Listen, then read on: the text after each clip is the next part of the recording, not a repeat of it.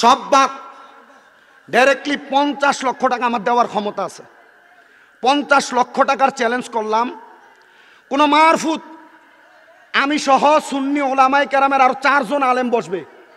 আমি তো মূর্খ, আমি কথা বলবো না। তবে আমি যে হাদিস শরীফটা বলছি, এই হাদিস শরীফটা সহি হাদিস না। কোন বাঘের বাচ্চা প্রমাণ করতে পারবে না। যদি প্রমাণ করতে পারে জুতার মারা গলায় দিয়া হুমনা থেকে বের হয়ে যাব মিয়া।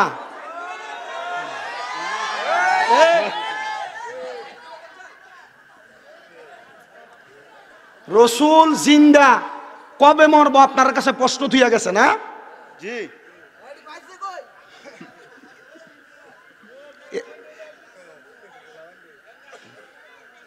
হ্যাঁ ভয় নাই হুজুর, কইতেন কইতা যায়। আরে আব্বা আমি কি বাইসেছি? আমার বাড়ি কো? কুমিল্লা। কুমিল্লা। এটা কুমিল্লা জেলার একটা থানা না? বাইন্দালয়ের কেমন উঠায় দলিল দিতে হইব, হয় আমারে বাইন্দা রাখবেন নয় তারা বাইন্দা রাখবেন। ঠিক। সাধারণ পাবলিকের কাছে বিভ্রান্ত ছড়াইব কেন? ও এ মূল কথাটা এখন বুঝছেন? হুজুর আমরা কোরআন হাদিস বুঝি না। ওই কইয়া গেছে না যে আলেমের ভিতরে অনেক আইব, দাড়ি টুপি পাঞ্জাবি সব আছে, শয়তান এক জাত। এখন এই হাদিস শরীফ থেকে বুঝেন শয়তান হেজাব। আপনি তো হাদিস বলতে পারবেন না, কইবেন হুজুর মেশকাতুল মাসাবি 121 নম্বর পৃষ্ঠায় বলে ডাইরেক্ট হাদিস, আল্লাহ জমিনের মাটি রে হারাম করে দিছে, নবীদের দেহ খাওয়া হারাম। নবীদের দেহ খাওয়া হারাম। কই শুধু হারাম না তো, কয় ফানাবি আল্লাহু, অতঃপর নবীরা হাইয়ুন, এরা জিন্দা, ওয়া ইউরজাকুন, এবং আল্লাহর পক্ষ থেকে রিজিক প্রাপ্ত হয়। সুবহানাল্লাহ। আমি যে প্রথম বছর আইছি আপনার কাছে এই ওয়াজ করে দিয়ে গেছি, আপনারা মনে রাখতে না পারলে কোনো অসুবিধা নাই। নবীরা জিন্দা না মরা? জিন্দা। হায়াতুন নবী। আবার আপনার কাছে ফতুয়া দেয় না না, জাহিরি ভাবে নবীরা না, শুধু শহীদরাও জিন্দা। আর শহীদরাও না, আপনার এলাকার যে লম্বা সম্মা মারা যায় এরাও তো জিন্দা। বল হুজুর কেমনে? তো জিন্দা না হইলে কবরে ফাঁসা দিয়ে যান যে আসসালামু আলাইকুম ইয়া হালাল কুবুর কয়ে কান বা ফেরে সালাম দেন, কথা কয় না। কারণ সালাম দিলে তো সালামে জবাব দেওয়া ওয়াজিব, কথা কয় না। কা সালাম দিলে তো সালামে জবাব দেন কি ওয়াজিব। তোর করলে তো গুনাহগার হয়। তো কবরের সামনে যে সালাম দেন কোন বাপে জবাব দেয়?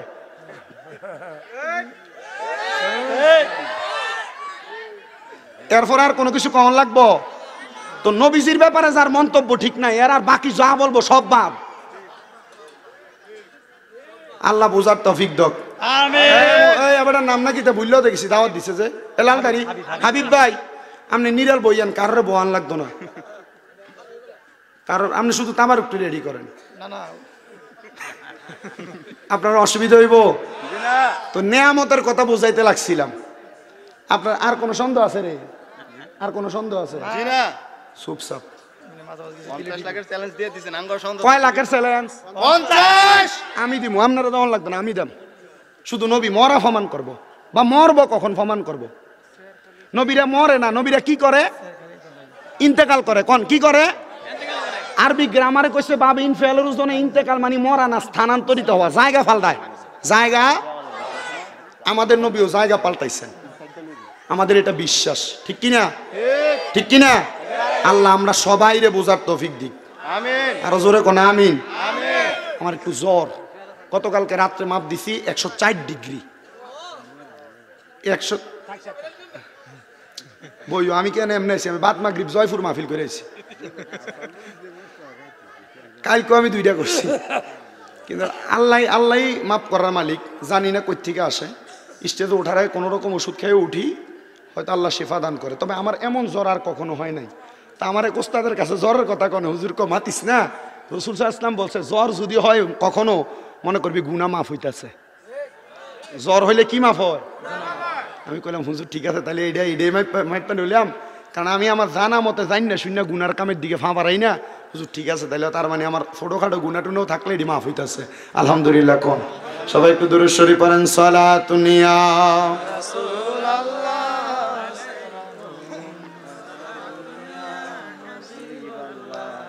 এত আসতে কেন? সালাতুন ইয়া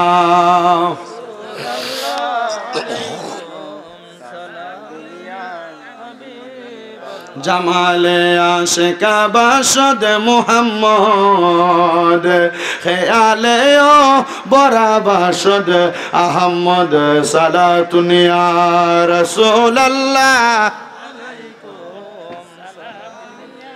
হাবিবাল্লাহ আলাইকুম। তাইলে আমার ভাই বাবারা নিয়ামত কয় প্রকার? জোরে কয় না কয় প্রকার? নিয়ামতে কুবরা, নিয়ামতে সুগরা, নিয়ামতে উজমা, নিয়ামতে উস্তা। ও বন্ধু, নিয়ামতে কুবরা যেটা, এটা হলো আমাদের নবী মুহাম্মদ সাল্লাল্লাহু আলাইহি ওয়াসাল্লাম। ওই নবীর প্রতি বিন্দু পরিমাণ সন্দেহ থাকলে ঈমান, কথা কোন ঈমান থাকবে না। আর 2 নাম্বার নিয়ামত, এই পৃথিবীর জমিনে আপনি আপনার চোখ দিয়া যা দেখতে পান, আবার যেই চোখ দিয়া দেখেন এই চোখটা হইল নিয়ামতে সগরা। এই নিয়ামতগুলা আমার আল্লাহ তাআলা দিছে, কিন্তু চিন্তা করেন রে মুসলমানের দলেরা, দুনিয়ার জমিনে একটা মানুষ যদি কোনো অফিস ফ্যাক্টরি দোকানপাটের মধ্যে চাকরি করে, ওই দোকানপাট অফিস ফ্যাক্টরির মধ্যে যদি না যায়, মানুষটা ওই জায়গার মধ্যে একদিনের অনুপস্থিত থাকার কারণে তার একদিনের বেতন কাটে। আমার আল্লাহ এত দয়ার আল্লাহ, আমার আল্লাহ এত মায়ার আল্লাহ। আল্লাহ কয় বান্দার দলেরা, আমি আল্লাহ তাআলার ইবাদত তো তুমি করো না, আমি আল্লাহর ইবাদত থেকে তোমরা কত দূরে রইলা, কিন্তু আমি আল্লাহ তাআলা একদিনও তো তোমার একটা হাতকে লুলা বানাইলাম না, একটা চোখরে কানা বানাইলো না, আল্লাহ একটা কানরে আমরা ডেন্ডা বানাইয়া দেয় নাই। মাবুদ কেন এমন অবস্থা করলেন? আপনি কি বান্দারে শাস্তি দিতে পারতেন না? আমার আল্লাহ তো বান্দারে শাস্তি দিতে পারতো, কিন্তু আমার আল্লাহ কয় বান্দা আমি শাস্তি দেই না। বান্দা গুনাহ করতে করতে যখন পেরেশান হইয়া যাও, লা তাকুনা তুমি রাহমাতিল্লাহ, আমি আল্লাহ রহমত থেকে নিরাশ হইও না। ইন্নাল্লাহা ইয়াগফিরুয যুনুবা জামিয়া, নিশ্চয় আমি আল্লাহ সকল প্রকার গুনাহ ক্ষমা কইরা দেই। ইন্নাহু হুয়াল গফুরুর রহিম, নিশ্চয় নিশ্চয় তিনি আল্লাহ যিনি ক্ষমাশীল এবং দয়ালু। জানতে চাই আমার ভাই বাবারা বন্ধুরা, ওই আল্লাহ তাআলা যে আমরার গুনাহগুলা ক্ষমা কইরা দেয়, আমরা সবাই ওই আল্লাহ তাআলা শুকরিয়া আদায় করার দরকার আছে না নাই? সাহাবায়ে কেরাম কয় নবী গো, ইয়া রাসূলুল্লাহ, ইয়া হাবিবাল্লাহ, নবী গো আপনার কাছে জানতে চাই আল্লাহ তাআলার নিয়ামতের প্রশংসা কেমনে আদায় করব? তো নবী কয় 2 মাধ্যম। 1 নাম্বার বেশি কোরআন তেলাওয়াত, 2 নাম্বার বেশি বেশি আল্লাহর ইবাদত। এই 2টা মাধ্যমে আল্লাহ তাআলার প্রশংসা করা যায়। আসেন জবান বন্ধ না রাইখা মুহাব্বতের আওয়াজে উচ্চ কণ্ঠে আল্লাহ তাআলার কোরআনের তেলাওয়াত করি আর জোরে জোরে পড়ি, আউযু বিল্লাহি মিনাশ শাইতানির রাজিম, বিসমিল্লাহির রাহমানির রাহিম, ওয়া নুনাজ্জিলু মিনাল কুরআনি মা হুয়া শিফাa'un ওয়া রাহমাতুল লিল মুমিনিন। ওয়া ক্বালা তাআলা ফি কালামিহিল মাজিদ ওয়া ফি ফুরকানিহিল হামিদ, লা ইউজাই জাহান্নামের আগুনের মধ্যে পড়লে আমার সন্তান আমারে বাঁচাবো না, আমার বাপ আমারে বাঁচাইতো না, আমার বন্ধু বান্ধব বাঁচাইতো না। আল্লাহর নবী ডাক দিয়ে উম্মতের দলেরা, ওই সময় তোমারে 2টা জিনিস বাঁচাইবো। নবী গো 2টা জিনিস কি? আমার নবী কয় আল্লাহর কোরআন থেকে, ইন্নাল্লাযীনা আমানু ওয়া আমিলুস সলিহাত, নিশ্চয় নিশ্চয় ঈমান এবং আমল 2টা জিনিস তোমারে বাঁচাইবো। শুধু বাঁচাইতো না, কানাত লাহুম জান্নাতুল ফেরদাউসি নুজুলা, আল্লাহ তাআলা তুমি ওই বান্দা নেক আমল করার কারণে, নেক আমল এবং ঈমান রাখার কারণে তুমি বান্দারে জান্নাতুল ফেরদাউসে রাখবো। আর এই ঈমান এবং আমল যেই ব্যক্তিগুলা ভালো রাখতে পারে, আমার আল্লাহ কোরআনে কয় উলাইকা হুম খায়রুল বারিয়া, এরা হইল দুনিয়ার সবচাইতে ভালো মানুষ। হায়রে ও আমার ভাই বাবারা, আপনার ঈমানটা ঠিক আছে নি? এই কথার গ্যারান্টি আপনার কে দিব? আপনার মনটা আমলগুলা এখনো ঠিক আছে কিনা এটার গ্যারান্টি কে দিব? জীবনে কত গুনাহ করছেন, আপনার গুনাহগুলা মাফ হইছে নি? এই গুনাহগুলা কেমনে মাফ করাইবেন? আসেন না রে বাবা, বাবা কলবের মধ্যে আল্লাহ তাআলার একটু জিকিরের পয়গাম জারি করে দেয়, যেন আপনার আমার জীবনের গুনাহগুলা মাফ হয়ে যায়। চক্ষুটা বন্ধ করে দিয়া আমার আল্লাহ তাআলার একটু ইসমে জাতের জিকির করবেন, যেন আমার আল্লাহ তাআলা আপনার আমার জীবনের গুনাহ মাফ করে দেয়। মুহাব্বতের আওয়াজে একটু দমে দমে আল্লাহ তাআলার জিকির করেন। আল্লাহ আল্লাহ আল্লাহ আল্লাহ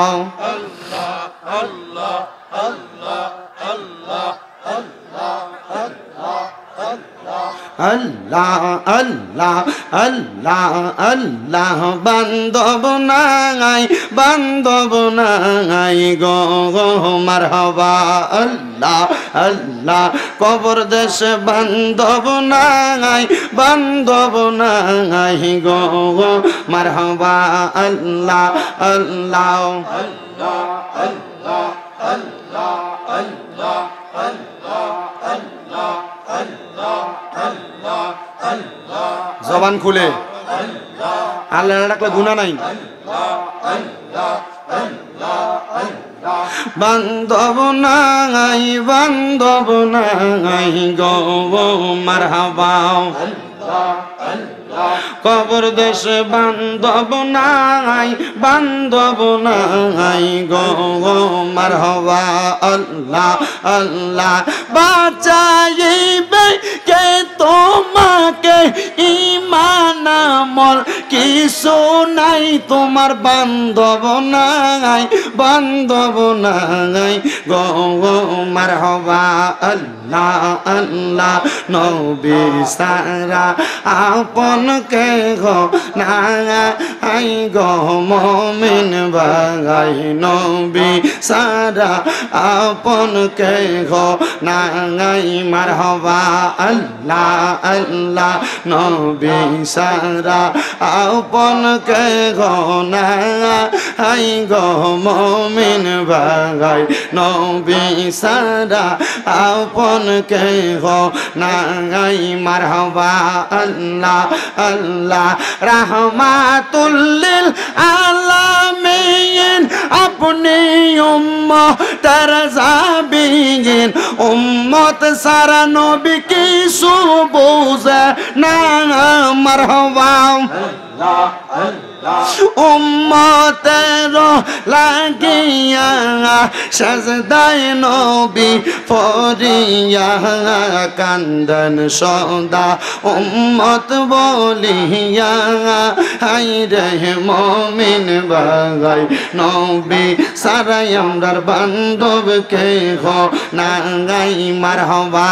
আল্লাহ আল্লাহ আল্লাহ হাই রে হাবিবুল্লাহ আমরার চোখের মনি মক্কি মাদানি হাবিবুল্লাহ আমরার চোখের মনি মারহাবা।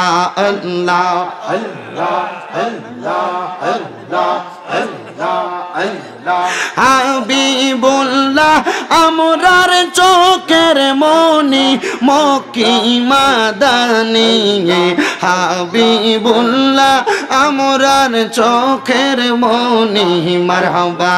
আল্লাহ আল্লাহ পাইতে চাইলে আল্লাহকে পাইতে হবে রাসূলকে পাইতে হবে যত আউলিয়াকে মারহাবা।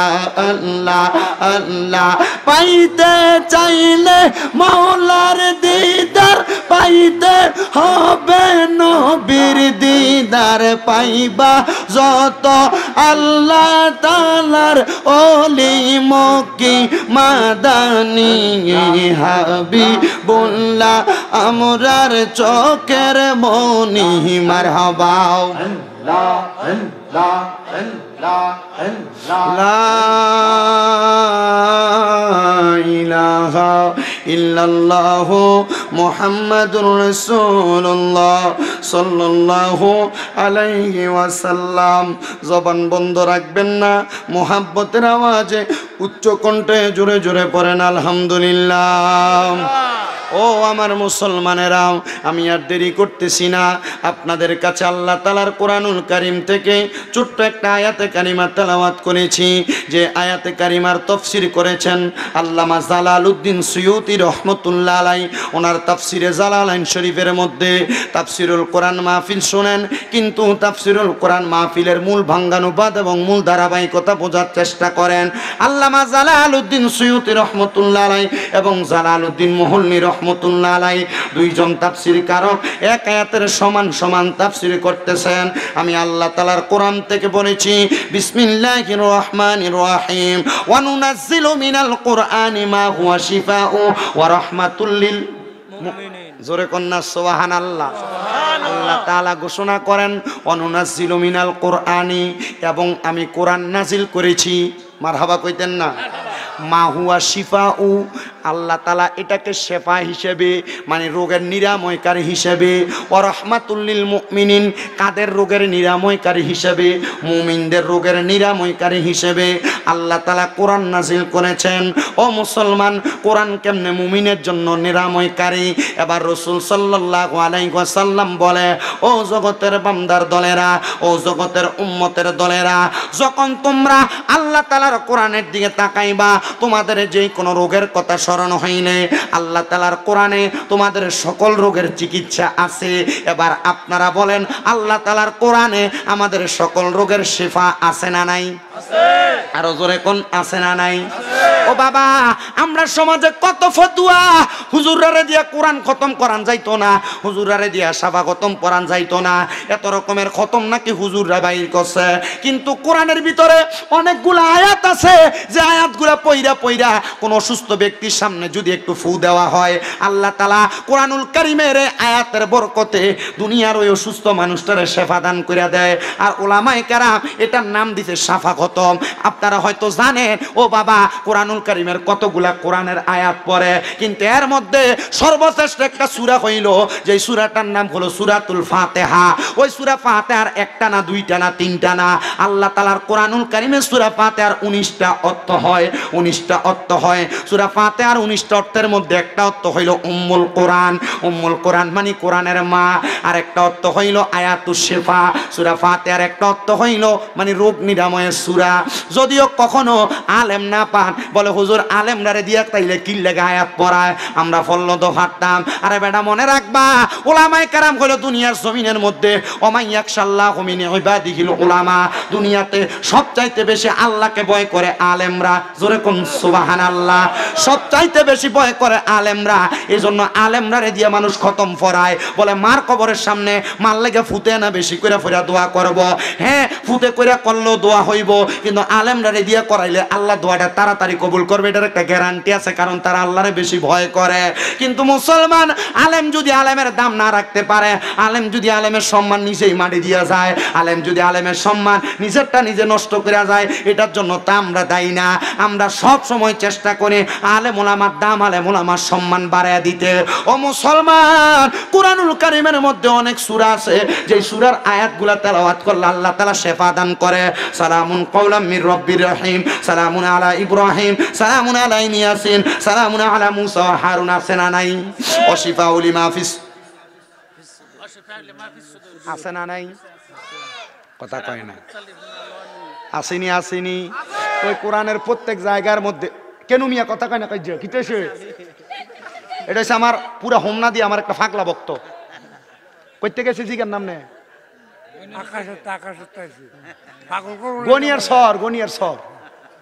ওই আমি রামপুর আইলো এটা ইয়ে, আমি ওই মাতাত গেল এটা যা, হে মাতাত গেল এটা যা, কইতে পাগল বানাইছে আইছে।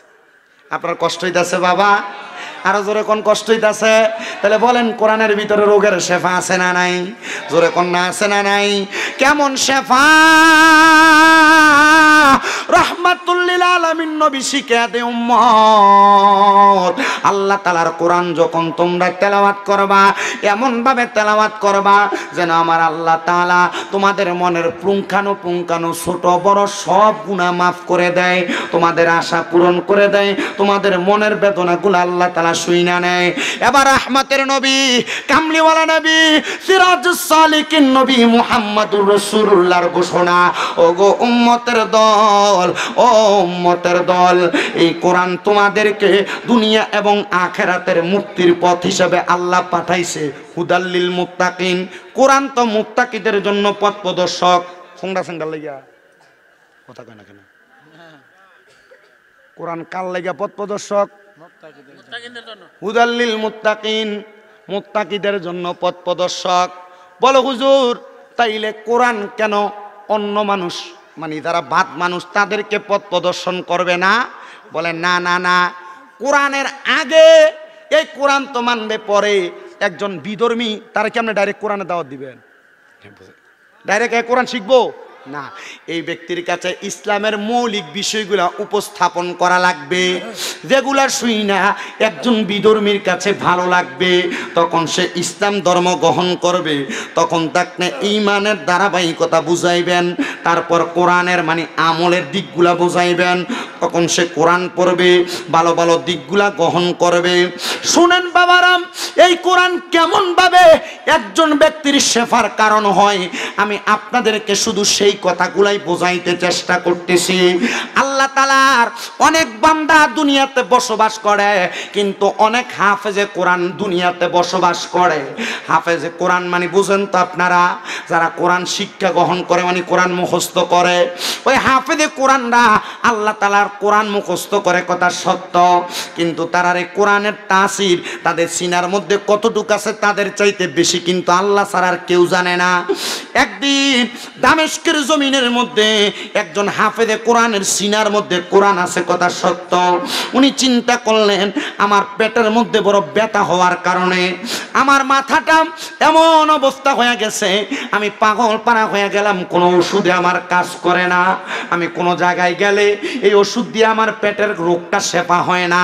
এবার আমি শুনতে পাইলাম আমাদের এলাকার মধ্যে নাকি একজন হক্কানি ওলি আছেন। ও বাবা, আল্লাহর ওলির দরবারের ভিতরে মাসির ফতুয়া দিয়া যায়।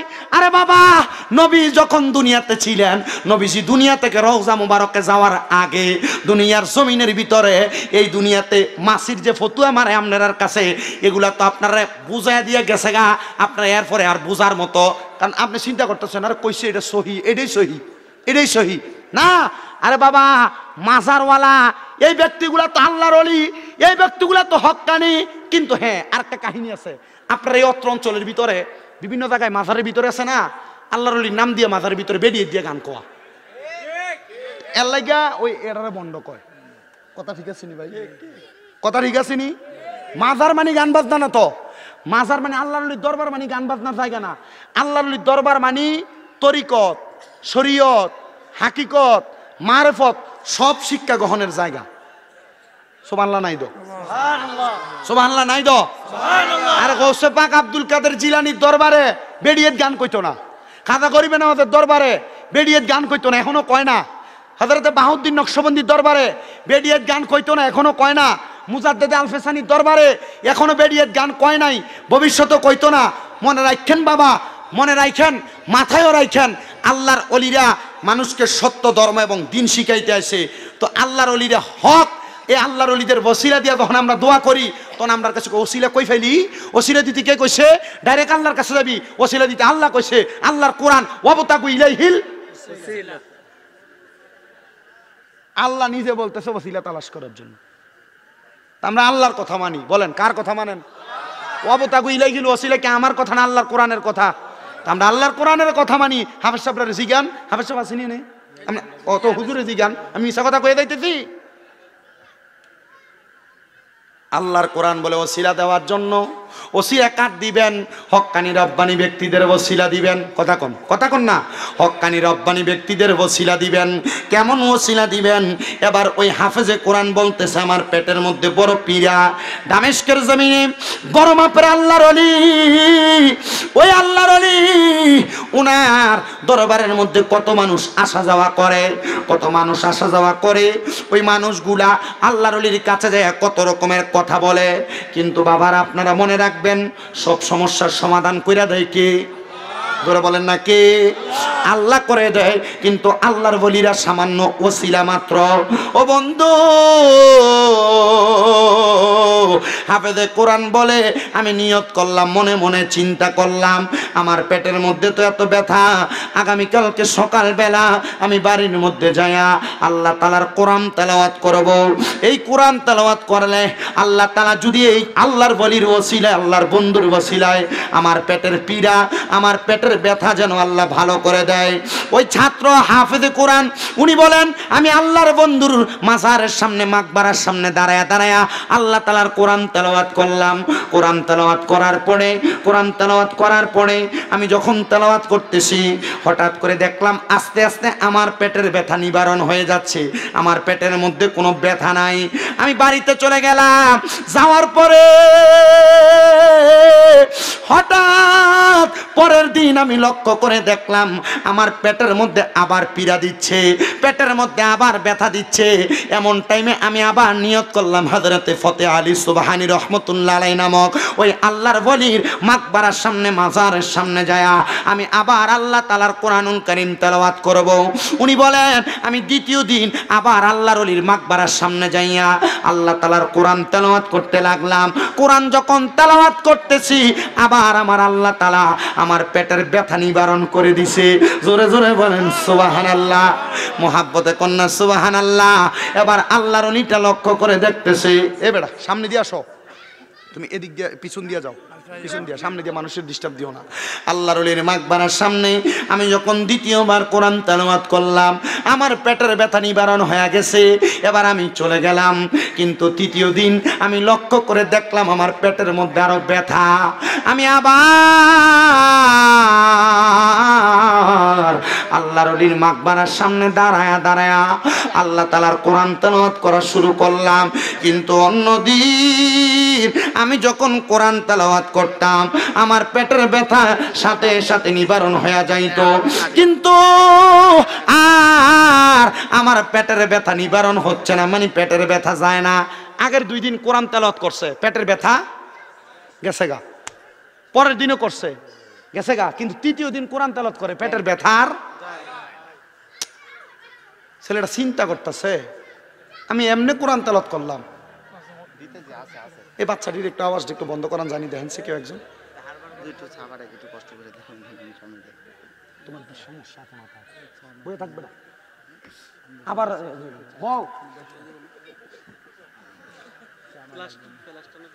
স্যার যখন খুঁজছি তখন দরকার লাগছে, অনার দরকার নাই স্যার।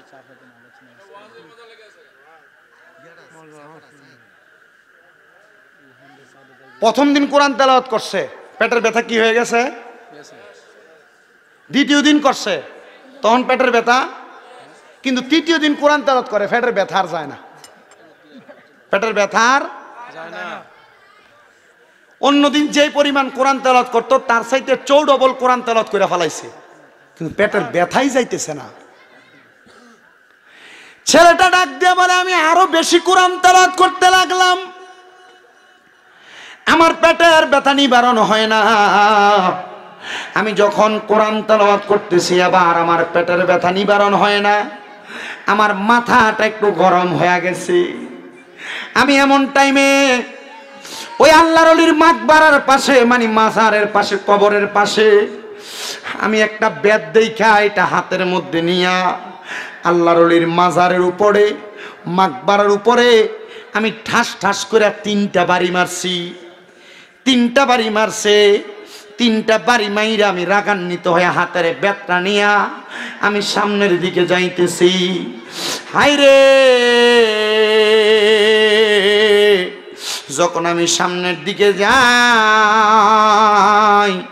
দেখলাম আমার চোখের সামনে একজন ব্যক্তি দাঁড়ায় গেছে।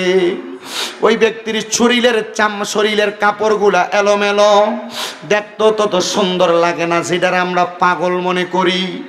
একবারে পাগলের মতো আমার সামনে দাঁড়ায় গেছে। আমি জিগাইলাম, কে আপনি? পরিচয় কি গো, আপনার পরিচয় কি? উনি ডাক দিয়া কয়, আমার পরিচয় জানা লাগবে না রে হাফেজ সাহেব। এত রাগান্বিত, হাতের মধ্যে ব্যাট নিয়ে যাও কই? বলে পেটের মধ্যে বড় ব্যথা, সামনে তাইকা সর, নচেত এই ব্যাট দিয়া তোমারে আঘাত করব। এবার পাগলা ডাক দিয়া কয়, তুমি মনে করছো কবরের উপর বাড়ি দিয়া বাচ্চা গেছো আর আমারে বাড়ি দিয়া বাচ্চা যাইবা? না না না, বাঁচতে পারবা না। হাফেজ সাহেবকে আমি এমন কথা শুই না থমকায় গেলাম। আমি আর তার সাথে কথা বাড়াইলাম না। আমি বললাম, আমি যে কবরে বাড়ি দিছি কেউ তো দেখেন নাই, আপনি দেখলেন কেমনে? আমারে ডাক দিয়া কয়, বাবা পেটের মধ্যে ব্যথা, আগে তোমার ব্যথাটা তুমি সারাইতে চাও কিনা বলো। বলে, হুজুর সারাইতে চাই। এবার ওই হাফেজ সাহেব ডাক দিয়া কয়, ওই পাগল ব্যক্তিটা কি যেন পইরা আমার পেটের মধ্যে ওনার হাতটা বুলিয়ে দিছে। বুলানোর সাথে সাথে আমার পেটের মধ্যে যে ব্যথা ছিল ওই ব্যথাটা নিবারণ হয়ে গেছে। আমার পেটে কোনো ব্যথা নাই। আর আমার বলছে, আর কোনোদিন আমার পেটের মধ্যে ব্যথা হবে না, আমার পেটে ব্যথা হবে না। এই কথাটা বলার সাথে সাথে আমি একটা লাফ দিয়া ওই পাগল ব্যক্তিটার পায়ের মধ্যে ধরে ফালাইছি। আমি বললাম, হুজুর, ও আমার প্রাণের হুজুর, আমি আপনার কদমের মধ্যে ধরে বলি গো হুজুর, আপনার কদমে ধরে বলি হুজুর, আপনি বলেন না আমার পেটের ব্যথা আপনি যে ভালো করে দিলেন। আপনি এমন কি আল্লাহর ওলি? আমি তো এতদিন পর্যন্ত মরা ওলির কবরের ভিতরে যে কোরআন পড়ছি, আমি আপনার এতদিন পর্যন্ত চিনি নাই। উনি ডাক দিয়ে কয়, পাওটাকে ছাড়ো, তারপর আমার পরিচয় জানো। উনি আবার পাওটা ছাড়ার পরে ওই পাগল ব্যক্তিটা বলে, এবার তুমি আমার দিকে একটু তাকাও। এই তাকাও কথাটা বইলা ওই পাগল ব্যক্তিটা পিঠের মধ্যে থেকে পিছন দিক থেকে ফিরা, পিঠের উপর থেকে কাপড়টা ফিরিয়ে দিয়া ডাক দিয়ে কই, তাকায় দেখো তো আমার পিঠের মধ্যে কয়টা দাগ দেখা যায়? বলে, আপনার পিঠের মধ্যে দাগ দেখা যায় 3টা। এরে হাফেজে কোরআন, ওই কবরের মধ্যে বাড়ি দিছিলা কয়টা? বলে, বাড়ি দিছিলাম 3টা। বলে, 3টা বাড়ি আমার পিঠের ভিতরে লাইগা রইছে রে, আমি তোর বাড়িগুলা সহ্য করতে পারি নাই। তুই যখন বাড়ি দিয়া আমার কবরের সামনে তাইকা চইলা আসত, আমি আমার মাওলার কাছে ফরিয়াদ জানাইছে, আল্লাহ আমার একবার ক্ষমতা দাও, আমি দুনিয়াতে যাইয়া ওই হাফেজে কোরআন রে তার পেটের ব্যথাটার জন্য আরেকবার দোয়া কইরা দিয়ে আসি। হাফেজে কোরআন কয়, বুঝলাম না, আমি তো কবরের সামনে বাড়ি দিছি, কবরের মধ্যে বাড়ি দিছি, আপনার পিঠে আসলো কেমনে? আর আপনি বা কেন আমার পেটের ব্যথা 2বার বালা হয়েছে, 3য়বার বালা করাইলেন না? ডাক দিয়া কয়, বাবারে ব্যথা তো মাফ করার মালিক আল্লাহ, ব্যথা দেওয়ার মালিক আল্লাহ। কথা কোন, কথা কোন, কথা কোন। আমার এত রোগ হয়, এতে জ্বর হইয়া রইছে। গত পরশুদিন মাহফিল করছি, পরশুদিন এত করলাম বাঞ্ছারামপুর করিকান্দি আছেন, বাঞ্ছারামপুর করিকান্দি ফেরিঘাটের এখানে স্টেজ থেকে নামার পরে দাঁড়াইতে পারতেছি না, গাও একবারে থরথর করে কাঁপতাছে। ড্রাইভারে কইলাম, তাড়াতাড়ি যে কোনো ফার্মেসির সামনে আমার দাঁড় করাইছে। তেমন ভারতের মতো টাইনা গেছে গৌরীপুর পর্যন্ত। গৌরীপুর পর্যন্ত যায়া তো মোটামুটি এক হসপিটালের সামনে নিয়ে ঢুকাইছে। মানে এনে যাও না, আমার কাছে ডাক্তার আছে, আপনারা হয়তো পরীক্ষা টরীক্ষা দিব, রক্ত পরীক্ষা করতে হবে। আমি কইছি, বুঝছি গাড়ি ঘুরা, আসলে তো রক্ত বাইর করে নেবে, এটা আমার কাছে ভালো লাগতো না। এমনি একবার রক্ত দিছি আলহামদুলিল্লাহ, কিন্তু আমার এটা আমার কাছে ভালো লাগতো না। জ্বর হয়েছে ঠিক আছে, আগে বাইর যাই, এরপরে দেখতাম, এনে কোনো কামটাম হইতো না। আমি কইছি, তাওয়াক্কাল তো আল্লাহ ওয়া রাসূল, আগে বাড়ির যাই। পরে কুমিল্লাতে যাইয়া ওই কুমিল্লার তেলিকোনা সমনিতে আলিফ ফার্মেসি আছে, আমার এক ভাই মুজাম্মেল ভাই, ওনারা কইলাম, ভাই জর্দ আছে। পরে মাপ দিয়ে কইলাম না 160 ডিগ্রি। পরে মাপ দেওয়ার পরে ওই কি সাফোজিটার বুঝ যেটারে কয় আর কি, এটি দিছে, আর ওষুধ পাল্টায় দিছে। এটি লইয়া মোটামুটি দেখলাম যে পরের দিন থেকে একটু একটু ভালো আছে। আজকেও গতকালকেও 2টা মাহফিল করতে পারছি, আজকেও 2টাই যে আপনাদের এটা সুন্দর করে করতেছি। শরীর এখনো পর্যন্ত মোটামুটি ভালোর দিকে, বাকিটা এখন থেকে নামার পরে বুঝতে পারবো। আপনার দোয়া করবেন না আমার লেগা? আমি শুধু আমি কইলাম যে আল্লাহ, আমি যদি ওয়াজ মাহফিলে না যাইতে পারি, মানুষ আমারে বাজে বলবে। শরীর অসুস্থ হয়ে গেলে মানুষ বোঝে না, আসলেই বোঝে না। আমার গত কয় তারিখ চুনারুঘাট মাহফিল, আমি মাহফিল কমিটিতে কইলাম, আমার তো শরীরটা ভালো না, আমার 9টার মধ্যে মাইক দিয়ে দিয়েন। কই 9:30 মাইক দিব, আমরা আইয়েন 9:30 দিব কয়ে নিছে তো, আর আমার স্টেজে নেয় না 9:30 দিকে। নিতে নিতে নিচে 10টা। তা আমি মোটামুটি কইছি হুজুর একটু কালেকশন আছে। তা আমি 1 ঘন্টা 20 মিনিট ওয়াজ করে আমি কালেকশনে ঢুকছি, 1 ঘন্টা 40 মিনিট হয়ে গেছে। 1 ঘন্টা 40 মিনিট পরে কালেকশন জোর করিয়া সারছি। হুজুর ওই আমরা মাদ্রাসাটার লেগে আর কদ্দুর কালেকশন করে। তার মানে কি সে আমার অসুস্থতা বুঝছে? এর কথা আমি হুজুর টিয়া দিয়ে আনছি বদুল্লা, টিয়া দিয়ে আনছি বদুল্লা। এরপরে দেখেন এই কালেকশন করে দেওয়ার পরে মুনাজাত দিমু, এরা হুজুর একটু জিকির করেন না। আমি বললাম তোর বিবেক নাই, তোর আকল নাই। তো পরে এতটুকু বোঝাইলাম যে কোনো মাহফিল কমিটি বক্তাদের কষ্ট বুঝবে না। আমি ওয়াজ করবো আপনার বাড়িতে দেয় কিন্তু মোটামুটি যার যেমন ঘুমাই দেবেন না। আমি কিন্তু এখান থেকে যাইতে যে মনে করেন 2.5 ঘন্টা একবার আমার হিসাব দেয়, এখান থেকে কুমিল্লা যেতে 2.5 ঘন্টা লাগে। কিন্তু এই যে কুয়াশা, এটা দিনের বেলার হিসাব করছেন 2.5 ঘন্টা, কিন্তু সামনে যে 5 হাত দূরে দেখা যায় না গাড়িটা, গাড়ির সামনে 5 হাত দূরে দেখা যায় না। কয় হাত দূরে দেখা যায় না? 5 হাত দূরে দেখা যায় না। তখন আর কেমনে 2.5 ঘন্টাতে কুমিল্লা যাই? তখন যাইতে দিতে ফজর, তো রাতের ঘুম কি আর দিনে হারায়? আমরা তো মোটামুটি মনে করেন হুজুরে বহুত টিয়া লয়ে দেখে এইটাই মানুষের সয়ে দেয়, যে পরিশ্রম করে এটা আর সয়ে দেয় না। কই আপনার কাছে তো গত বছর দাওয়াত দিয়ে গেছে, আমার মাদ্রাসা 2-1টা ফলাফাইন বাড়াইতেন, হারাইছেন না তো? প্রত্যেকে কি দরকার না, যা কই বাবু যেমনি আছি এমনি আলহামদুলিল্লাহ। আমিন কন, আর জোরে কন আমিন। আপনারা ফাড়াইলেও আছেন, না ফাড়াইলেও আছেন। গত পরশুদিন আমার মাদ্রাসার মাহফিল হইছে, 1 লগে 50 জন সবক লইছে। মারহাবা কয় না তো? 1 লগে কয়জন সবক লইছে? 50 জন। এই মাদ্রাসায় ছাত্রই আছে 375 জন। এক মাদ্রাসার কথা কইছে, আমার মাদ্রাসা 6টা। যে হুজুরা বড় বড় লিকচার ফিটটা দা হুজুরে জিজ্ঞেন হুজুর আপনার মাদ্রাসা কয়টা? এরা নিয়ে নিয়ে ঢাকা ফ্ল্যাট কিনে, বাড়ি কিনে। কথা কন না কা?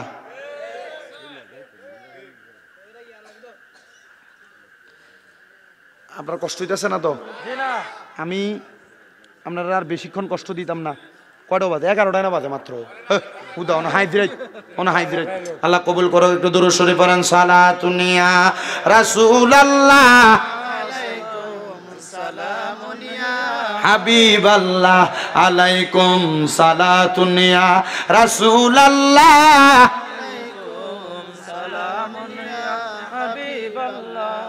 মদিনার মাটি যদি হইতাম, নবীজিকে বুকের মাঝে রাখিতাম। সালাতুনিয়া রাসূলুল্লাহ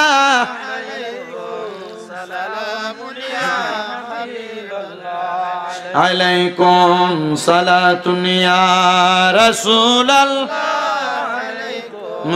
সালামুনিয়া। হাফেজে কোরআন একটা ডাক দিয়া কয়, পাগলো পাগলো আপনার কাছে জানতে চাই, তাইলে আপনার কবরে বাড়ি দিলাম, এই বাড়ি যদি আপনার ফিডে লাগে, এ পাগল, তাহলে আমি যে আপনার কবরের সামনে দাঁড়ায় দাঁড়ায় কোরআন পড়ছি, প্রথম দিন আমার ব্যথা তো মাফ হয়েছিল, দ্বিতীয় দিন পড়ছি মাফ হয়েছিল, তৃতীয় দিন পড়ছি ব্যথা কেন বাড়ল? পাগল একটা ডাক দিয়া কয়, কোরআনে হাফেজ, ব্যথা দেওয়ার মালিক আল্লাহ, নেওয়ার মালিক আল্লাহ, বাড়াইয়া দেওয়ার মালিক আল্লাহ, কমাইয়া দেওয়ার মালিক আল্লাহ। হাফেজ সাহেব, প্রথম দিন যখন তুমি আমার কবরের সামনে দাঁড়ায় দাঁড়ায় কোরআন পড়ছ, তোমার কোরআন তেলাওয়াতটা আমি কবরের বাসিন্দার কাছে বড় মায়া লাইগা গেছে। আমি ওই সময় আমার আল্লাহর কাছে কইছি, আল্লাহ তার কোরআন তেলাওয়াতটা যেহেতু এত সুন্দর, আল্লাহ তার কোরআন তেলাওয়াতের বরকতে তুমি তার পেটের ব্যথাটা ভালো করে দাও। আমার আল্লাহ তাআলা তোর পেটের ব্যথা ওই দিন ভালো করে দিছে। কিন্তু আজকে গত এর পরের দিন যখন একই সময় হয়েছে, আমার মনে ওই তোর কোরআন তেলাওয়াতের আওয়াজটা বাজতেছিল, আমি আল্লাহরে কইছি, আল্লাহ ওই ব্যক্তিটার পেটের মধ্যে আরেকটু ব্যথা বাড়াইয়া দিয়া দেখো। যখন তুমি তৃতীয় দিন আমার কবরের সামনে কোরআন পড়ছো, আমি যখন তোমার কোরআন তেলাওয়াত শেষ হয়ে যায়, আমি আমার আল্লাহর কাছে দোয়া করছি, আল্লাহ আপনি তার পেটের ব্যথাটা আরেকটু বাড়াইয়া দেন, সে যেন আমার কবরের সামনে আরেকটু বেশি করে কোরআন শরীফ পড়ে। আল্লাহ আপনি আরেকটু বাড়াইয়া দেন, সে যেন আমার কবরের সামনে একটু বাড়াইয়া কোরআন শরীফ পড়ে। হায় রে, তুমি যখন আরেকটু বাড়াইয়া পড়ছো, তুমি যখন কোরআন তেলাওয়াত আবার শেষ করো, আমি আবার আমার আল্লাহর কাছে কইছি, আল্লাহ আপনি তার পেটের ব্যথাটা আরেকটু বাড়াইয়া দেন, সে যেন আরেকটু আমার কবরের সামনে কোরআন তেলাওয়াত পড়ে। কিন্তু আমি বুঝছি না রে, তুই যে এই কোরআন তেলাওয়াত করতে করতে বিরক্ত হইয়া যাবি, রাগান্বিত হইয়া আমার কবরের উপর আঘাত করবি।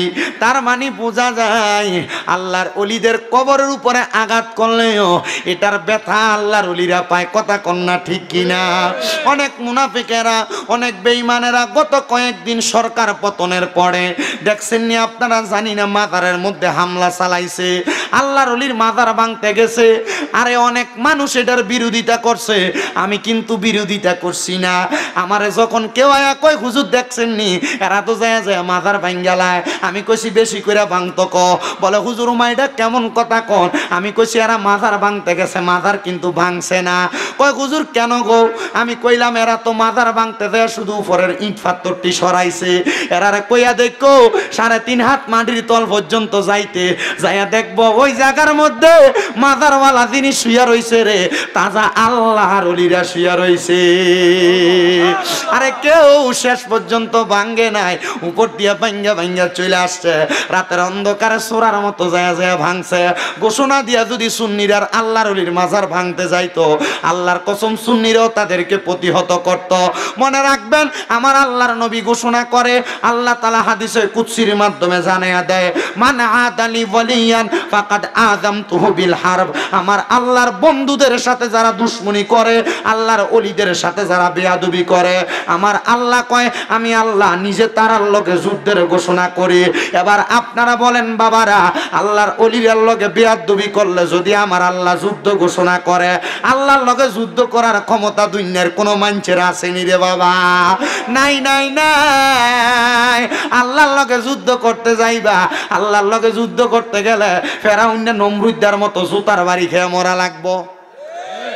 তোমার কথা কয় না খা, ফেরাউনের মতো নীল নদের ভানির ভিতরে সুবা খায়া মরা লাগবো। এই জন্য আল্লাহর ওলির লগে তোমরা কোনোদিন বেয়াদবি কইরো না, পারলে মানবা, না পারলে দূরে দূরে থাকবা। কিন্তু যখন তুমি কোনো আল্লাহর ওলিদের সঙ্গে বেয়াদবি করবা, আমার আল্লাহ তাআলা ডাইরেক্ট তোমার দুনিয়া এবং আখিরাতের মধ্য থেকে তোমারে কাটায়া রাখবে। এই জন্য আমার পর্দার অন্তরালের মা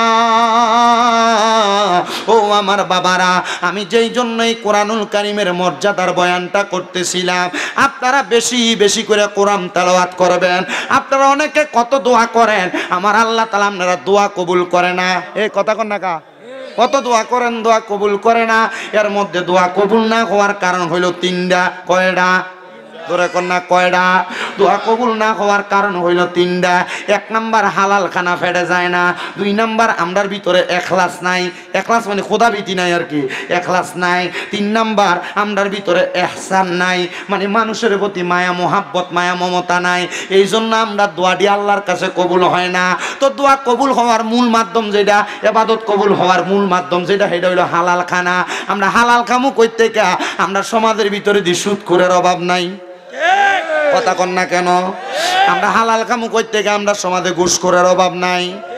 আপনারা আবার ঠিক ঠিক কইতাছেন, এটিরে ধরে নিয়ে আপনারা মসজিদের সভাপতি বানান, এটিরে ধরে নিয়ে আপনারা মসজিদের সেক্রেটারি বানান, এটিরে ধরে নিয়ে আপনারা এলাকার হদ্দার বানান, এটিরে ধরে নিয়ে আপনারা হদ্দার মাতাব্বর বানান। কথা কয় না?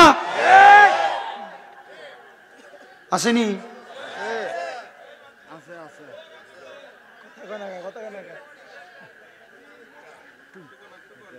যদি কয় সুৎকা সভাপতি মানে সুৎকা, মসজিদের ছাদ ডালাই দিয়ে দিছে বেটা, মসজিদের রডটি দিছে আর লেগে বেটা সভাপতি। কথা কয় না কা? ওই বেটা দিয়ে এলাকার ঘুষখোর, বেটা দিয়ে মানুষের জমি দখল করে খা, বেটার মসজিদের সেক্রেটারি মানে সুৎকা না, মসজিদের টাইস দিছে বেটা। কথা কয় না কা? আছে না নাই? সি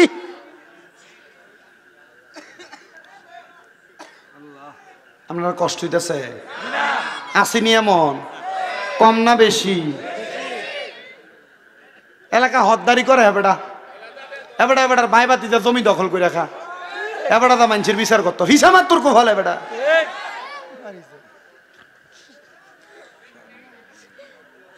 কি তো মুরব্বি সত্য এবেটা কো সত্য কথা বলে ওই এমন আছে না নাই?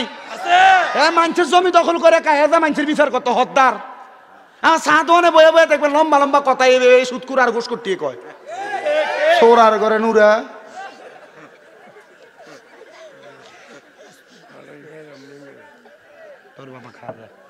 আছে না নাই?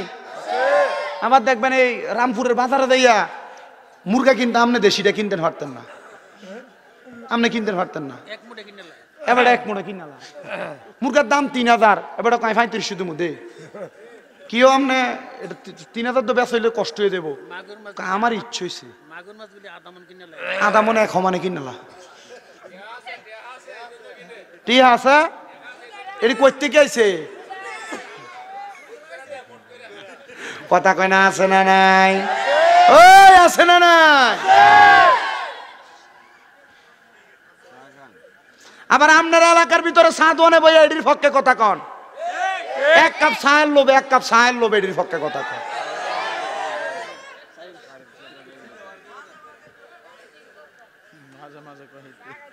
কথা বলেন এমন আছে না নাই?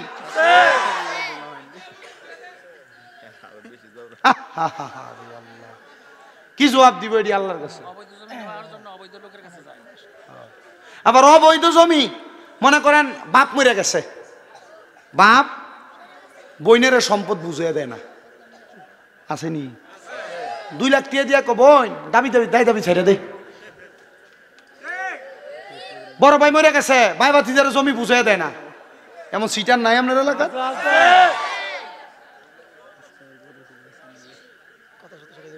আল্লাহ এটি থেকে আপনারা হেফাজত করো, আমিন কর। আমার বাজানেরাম কষ্ট হইতেছে, গভীর মনোযোগ শেষ করে দিমু আপনি বড় বিলাতি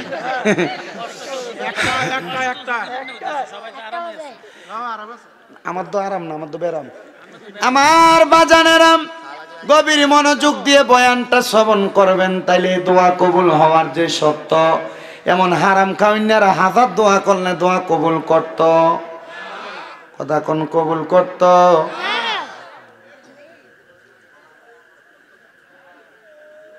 আল্লাহরে ভয়ও করা লাগবো, মানুষের প্রতি ইহসানও করা লাগবো, মায়া দয়াও করা লাগবো, লাগবো নি? লাগবো নি? অনেক মা বোনেরা দোয়া করে কবুল হয় না, মা বোনেরা মনোযোগ দিয়ে শুনো গো মা, তোমরা জান্নাতে যাওয়া বড় সহজ গো মা। আল্লাহর নবী শিখিয়ে দেয় কোন মহিলা যদি 4 কাম করে জান্নাতি। কয় কাম? নবী গো 4 কাম কি? নবী কয় 1 নাম্বার কোন মহিলা যদি পর্দা করে, 2 নাম্বার কোন মহিলা নামাজ পড়ে 5 ওয়াক্ত, 3 নাম্বার কোন মহিলা রোজা রাখে, 4 নাম্বার কোন মহিলা যদি স্বামীর আদেশ অমান্য না করে, তাহলে এই মহিলার জান্নাত একবারে সহজ। এ মহিলার চাইতে বড় আল্লাহর ওলি দুনিয়াত নাই। মারহাবা কোন? মারহাবা কোন? মাগো মা নামাজ পড়ো, পর্দা করো, রোজা রাখো, কিন্তু জামাই যদি অন্য কোনো কথা একটু থেকে একটু টের বেটের একটা দমক দাও, জামাইয়ের কথাটার মানো না, আল্লাহর কসম তোমার নামাজ কামে লাগতো না, রোজা কামে লাগতো না। লাগবো? মনে না কও? দিনের বেলা ঝগড়া করে রাত্রেবেলা অন্যদিকে মুখ ফিরে রাখে। অন্যদিন বাচ্চা থাকতো এক পাশে, জামাই বউ এক লগে ঘুমাইতো, যেদিন ঝগড়া হয়ে দিন বাচ্চা মাঝখানে। অন্যদিন কি তো কষ্ট হইতেছে, এবারে এবারে কই যা না না, তারা ধরে রাখতে কষ্ট। আমরা আছেন একটা বুঝুন তো কয় না তোমার হাবা বেটা কইয়া দে মুর্শিদ ভাই আরো জোরে কোন মার হাওয়া। অন্যদিন জামাইবো ঘুমাইতো 2 বালিশে, কিন্তু যেদিন ঝগড়া হয় মাঝখান দিয়ে বালিশ একটা বাইরে জায়গা। মা বোন দোয়া কবুল হইব কেমনে? আপনি কত দোয়া করেন, ঘর থেকে রোগ বালা মুসিবত ছাড়ে না। আরে ছাড়বো কেমনে মা? আপনি তো আপনার জামাইয়ের মন খুশি রাখতে পারছেন না। কথা কন আমার বাবারা, আমার বন্ধুরা, ও পর্দার অন্তরালের মা বোনেরা, দোয়া কবুল হওয়ার মূল মাধ্যমের ভিতরে আরেকটা মাধ্যম, স্বামীর মনটারে খুশি রাখা লাগবো। স্বামীর মনটা যদি অখুশি রাখে আপনি রাত্রবেলা ঘুমান, আমার আল্লাহর আযাবের ফেরেশতারা আপনারে লানত দিব। মহিলারা স্বামীর আদেশ মানতে চায় না, স্বামী তাদেরকে কত রকমের আদেশ করে শুনতে চায় না, কিন্তু আল্লাহর নবী বলে কোন মহিলা তাদের স্বামীর আদেশ ছাড়া বাবার বাড়ি তো যাইতে পারবে না। কিন্তু বাবার বাড়ি দূরের কথা, বেটি পুরা হুমনা বাজার ঘুরে চলে জামাইয়ের খবরও থাকে না। 3 বছর দাবাত দিছেন না দিলে কি তৈব? বেডি মার কোনো কেলাঙ্গ দোষ নাই। কষ্ট দিতেছে আপনারা? এ মা, যদি জান্নাতে যাইতে চাও গো, স্বামীর আদেশ মানবা, স্বামীর দমক সহ্য করবা, স্বামীর কথাগুলা মাইন্না মাইন্না চলবা। আমার নবী কয়, এক একটা মহিলাকে আমি নবী পানির সাথে তুলনা করলাম। নবী গো কেন? বলে পাথরের সাথে তুলনা করি নাই। নবী গো কেন কেন কেন? বলে পাথর যেই কোনো জায়গায় রাখা যায় না, কিন্তু পানিকে যেই পাত্রে রাখবা সেই পাত্রের মধ্যে থাকবে। একটা মহিলা যদি পানির মতো হইয়া যায়, ওই মহিলা সংসারে কোনোদিন অশান্তি হবে না, ওই মহিলা কোনোদিন সাংসারিক জীবনে অশান্তিতে পাবে না, ওই মহিলা কোনোদিন তার পারিবারিকভাবে অশান্তি পাবে না। এই জন্য আমার হোমনার মা বোনেরা, রামপুরের মহিলারা, আপনারা কোনোদিন আপনাদের স্বামীর অমান্য করবেন না, স্বামীর অবাধ্য হবেন না, স্বামীর কথা অমান্য কইরা চলবেন না। দেখবেন গোমা শান্তির অভাব হবে না। কিন্তু অনেক মহিলারা কয় হুজুর স্বামীরে মানতাম কেমনে? বেটা সিগারেট খেয়ে বাড়িতে আসে, বিড়ি খেয়ে বাড়িতে আসে, হুজুর বাথরুমের গুয়ের গন্ধ এত ভালো লাগে, জামাইয়ের মুখের সিগারেটের গন্ধ এর চাইতে আরো দুর্গন্ধ। তখন আর এই বেডির আর জামাইরে ভাল লাগে না, সুইটারে ভাল লাগে। কথা কয় না?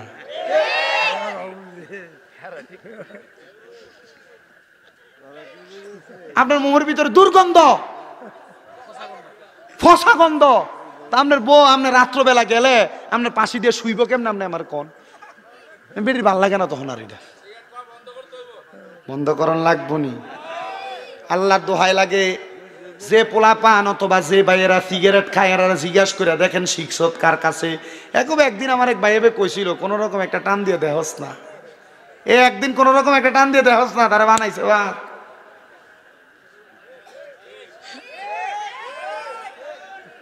এমন বন্ধু পরিত্যাগ করো যে বন্ধু তোমার সিগারেট খানা শিখায়, যে বন্ধু তোমার নেশা করা শিখায়, যে বন্ধু তোমার মানুষের হক খাওয়া শিখায়, হ্যাঁ গান শিখায়, বত্তা খাওয়ানোর নাম দিয়ে মানুষের ক্ষেত্রে মূলা চুরি শিখায়।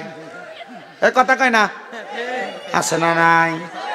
এই জন্য বাবা বন্ধুরা ভাইয়েরা, আপনাদের কাছে আমার করজোড়ে আবদার, আপনারা পরিবারের শান্তি করতে চাইলে শুধু মহিলাদেরকে দোষ দিলে চলবে না, মাঝে মাঝে আপনারা আপনাদের নিজের দোষের কত চিন্তা করবেন। দোয়া কেন কবুল হয় না? কত দোয়া মসজিদে বেটারা করে, কত দোয়া মহিলারা আবার তাদের ঘরের মধ্যে করে। এরে বাবা, দোয়া কবুল হওয়ার আরেকটা মাধ্যম আছে। জামাই বউ এক লগে যদি নফল নামাজ পড়া দোয়া করতে পারে, আমার আল্লাহ তাআলা তাদের দোয়া ফিরায় না। জামাই বউ কেমনে দোয়া করলে দোয়া ফিরায় না? এক লগে ফললে আল্লাহ তারা দোয়া ফিরায়। আচ্ছা, অনেক চিন্তা করতেছে আমি বাইর যাবো রে কম কেমনে নামাজের কথা, আমি নিজ ঐদ্য করি না। কথা কন না? আমরা এটা বিশ্লেষণ পরে করি। ঠিক আছে নি? তাহলে জামাই বউ এক লগে, ওই যে বাসর রাইতে যে এক লগে ফরাই দিছিল 2 রাকাত, আর কোনোদিন ফরছে কিনা সন্দেহ। পড়ার দরকার আছে না নাই? দরকার আছে না নাই? ও বন্ধু, ও নবীর উম্মতের দলেরা, এমন দোয়া কে করছে জানো? এমন দোয়া করছে আল্লাহ তাআলার পয়গম্বর হযরতে জাকারিয়া আলাইহিস সালাতু ওয়াস সালাম। বয়স বড় বৃদ্ধ হয়ে গেছে জাকারিয়া নবী। তো জাকারিয়া নবী ছিল হযরত মরিয়ম আলাইহিস সালাতু ওয়াস সালামের খালু। হযরত মরিয়ম আলাইহিস সালাতু ওয়াস সালামের খালু। তো মরিয়ম আলাইহিস সালাতু ওয়াস সালাম যখন ছোট, মরিয়ম আলাইহিস সালাতু ওয়াস সালামের বাবা মারা যাওয়ার পর ওনারা লালন পালনের দায়িত্ব এ পড়ছিল জাকারিয়া নবীর উপরে। মারহাবা কোন? আমার জাকারিয়া নবী ছিল বাইতুল মুকাদ্দাস মসজিদের ইমাম সাহেব। মারহাবা। 4 জন ইমামের ভিতরে উনি একজন ইমাম। মরিয়ম আলাইহিস সালামের বাবা ছিল আরেকজন ইমাম, উনি মারা গেছেন, উনি ছিলেন দ্বিতীয় নাম্বার। মারহাবা। হযরত জাকারিয়া পয়গম্বর মরিয়ম আলাইহিস সালাম রে কুলে পিঠে করে মানুষ করার পরে যখন মরিয়ম আলাইহিস সালাম বড় হয়ে গেছে, জাকারিয়া পয়গম্বর আমার আল্লাহর কাছে দোয়া করে, আল্লাহ আমার মরিয়ম এখন আর আমার কাছে নাই গো আল্লাহ, আল্লাহ তুমি যদি আমার একটা ইবাদিকা সলিহিন নেক সন্তান দিতা, তাহলে আমি জাকারিয়া নবীর মনের আশাটা পূরণ হইতো, আমার কলিজা ঠান্ডা হইতো। জাকারিয়া নবী দোয়া কইরা কানতে কানতে বাড়িতে গেছে, চোখের পানি মুছতে মুছতে। জাকারিয়া নবীর স্ত্রী জাকারিয়া নবীরে দেখা ডাক দিয়া কই, স্বামী গো এমন ভাবে কান্না করতেছেন, কান্না করার কারণটা কি জানতে চাই? ডাক দিয়া কই, স্ত্রী এমন ভাবে কান্না করার কারণটা তুমি জানতে চাও? আমি কান্দি আল্লাহ যেন আমার একটা সন্তান দেয়। বলে কেন? কারণ একটা সন্তানের দোয়ার কারণে আল্লাহ তাআলা মা বাপরে মাফ কইরা দেয়। হায় রে, আপনি না নবী, আপনারা কি লেগে মাফ করা লাগবো? নি কয় না রে না, সন্তানের প্রতি মায়া কোন মা বাবার নাই? অনেক পোলাপান মনে করে মা বাপ সন্তানরে বেশি বেশি এখানে সেখানে গেলে বারবার ফোন দিয়া দিয়া কয় তাড়াতাড়ি বাড়িতে আয়। এটা এমনি কয় না রে, মা বাপ চিন্তা করে ফুতরানি ওই জায়গায় বেশিক্ষণ থাকলে কোনো বিপদ হইয়া যায়, ফুতরানি ওই জায়গার মধ্যে বেশিক্ষণ থাকলে কোনো বিপদে পড়া যায়। সন্তান মাঝে মাঝে মা বাপ এই কথা বললে তুমি মা বাপরে ধমক দিয়া কো, কিছু হইতো না, আমি আইতাছি, রাহকে ফোনটা কাইটা দাও। না না না, মনে রাখবা যারার মা বাপ নাই এরারে কেউ ফোন দিয়া খবর লয় না, এরারে ফোন দিয়া কেউ খোঁজ খবর লয় না। এজন্য আবদার জানাই রে ও আমার রামপুরের বাবারা, মা বাপ যদি তোমরা এমন ফোন দিয়া খবর লয়, আম্মা আব্বারে কখনো তোমরা ধমক দিও না। এমন অনেক সন্তান তো আছে মা বাপ যদি কোনো বিষয় বুঝিয়া কইতো চায়, সন্তান ধমক দিয়া বয়ালায়, কয় তুমি বয়া তাও তুমি বুঝো না। আরে তারা বুঝে না, তুই ফুতে বুঝস, মা বাপের মতো তুমি ফুতে বেশি বুঝো না। আম্মা আব্বা বুড়া হইয়া গেলে এদের থেকে পরামর্শ নিবে, এদেরকে অবহেলা করে চলবা না। মনে রাখবা বুড়া মানুষের এক বুদ্ধি তোমার 10 বুদ্ধিও মাল কারাইতো না। এই জন্য সবার কাছে আমার আবদার, বৃদ্ধ মা বাবারে অবহেলা করিস না, বৃদ্ধ মা বাপরে বড় মায়া করবি, আদর যত্ন করবি। হযরত জাকারিয়া নবীর স্ত্রী ডাক দিয়া কই, স্বামী আপনি যদি আমারে বলেন গো, আমরা স্বামী স্ত্রী 2 জন মিলে আল্লাহর কাছে দোয়া কইরাম। এতদিন তো আপনি বাইতুল মুকাদ্দাসে দোয়া করছেন, আমি আমার ঘরে বইসা দোয়া করছি। আজকে রাত্রবেলা আমরা স্বামী স্ত্রী 2 জন বইসা দোয়া করব, দেখবেন দোয়া কবুল করব। অনেক মহিলারা সন্তান হয় না, আমি বলবো স্বামীরে নিয়ে একসাথে রাত্রবেলা তাহাজ্জুদ নামাজ পড়বা, দেখবা আমার আল্লাহ তাআলা সন্তান দান করব। অনেক মহিলাদের ঘরের মধ্যে বরকত হয় না, আমি বলবো জামাইরে নিয়ে একলগে ঘরের মধ্যে নামাজ পড়বা। অনেক মহিলারা ঘরের মধ্যে রোগ বালা মুসিবত ছাড়ে না, আমি কমু জামাইটারে নিয়ে একসাথে নফল নামাজ পড়বা, ঘরের ভিতরে রোগ বালা মুসিবত থাকবে না, তোমরা নামাজ আর দোয়ার বরকতে আল্লাহ তাআলা সব দূরে দিব। এবার আপনারা বলেন, আল্লাহর নিয়ামত অর্জনের জন্য স্বামী স্ত্রী একটাই কে করে ইবাদত করার দরকার আছে না নাই? জাকারিয়া নবীর স্ত্রী এবং জাকারিয়া নবী একসাথে দোয়া করে, দোয়া করার পরে আল্লাহ তাআলা জাকারিয়া নবী এবং ওনার স্ত্রীর দোয়া কবুল করে ফেলছে। আল্লাহ তাআলা বাণী পৌঁছে দেয়, জাকারিয়া তোমাদেরকে একটা সন্তান দেওয়া হবে। জাকারিয়া নবীকে আল্লাহ সন্তান দিতা তো দিতা, আরো আগে দিতা, কিন্তু এখন আমার বয়স বৃদ্ধ বয়স, তুমি আমার সন্তান দিবা। আলহামদুলিল্লাহ। এ জাকারিয়া যখন সন্তান দেই নাই বলছি দেব না, তখনও বলতা আলহামদুলিল্লাহ, আবার এখনো কো আলহামদুলিল্লাহ। আল্লাহ তাআলা জাকারিয়া নবীরে খুশি হয়ে একটা ছেলে সন্তান দান করছে। বাবা কইলেন না। ছেলে সন্তান দান করার পরে জাকারিয়া পয়গাম্বর আল্লাহ তাআলার কাছে দোয়া করছি। জাকারিয়া নবীর ছেলেটা আস্তে আস্তে বড় হয়েছে, 7 বছর। কয় বছর? জাকারিয়া নবীর ঘর দুইটা, একটা ইবাদতখানা আর একটা হলো আলাদা সাইডের মধ্যে ইবাদতের জায়গা, একটা ইবাদতখানা আর একটা নিজে থাকার জায়গা। জাকারিয়া নবী বলে, সন্তানের 7 বছর বয়স, আমি আমার থাকার ঘরের মধ্য থেকে রাত্রবেলা বের হওয়ার পর রাত্রে আর ঘরে যাই নাই, আমি আমার ইবাদতখানার মধ্যে ইবাদত করতে করতে সময় কাটিয়ে দিছি। দেখবেন সকালবেলা ঘুম থেকে ওইটা সন্তানেরা বাবারে না দেখলে মাঝে মাঝে কান্দে। ছোট মানুষ কান্দে না, কান্না করে। তো জাকারিয়া নবীর সন্তান ঘুম থেকে জাগ্রত হইয়া জাকারিয়া নবীর সন্তানও কান্দে, মা আব্বাজান কোথায়? মা জননী দেখা দিতে তোমার আব্বাজান ওই ঘরের মধ্যে। এবার মা জননীর কথা শুই না 7 বছরের ছেলে হাঁটতে হাঁটতে ঘরের মধ্যে প্রবেশ করলেন। এবার জাকারিয়া নবীর সন্তান জাকারিয়া নবীর কাছে যায়, দেখতেছে ওই ঘরের মধ্যে জাকারিয়া নবী নামাজের সেজদার মধ্যে মাথা ফালাইয়া রাখছে। সন্তান জাকারিয়া নবীর বাবরি কাটা চুলগুলার মধ্যে, ছোট মানুষ তো বোঝে না, দুইটা আলগি দিয়া তুলছে আর তাকে দেখে জাকারিয়া নবীর চোখগুলা বড় বড় লাল হইয়া গেছে আর চোখগুলা দিয়া বায়া বায়া পানি পড়তাছে। ছেলে জিগায়, আব্বা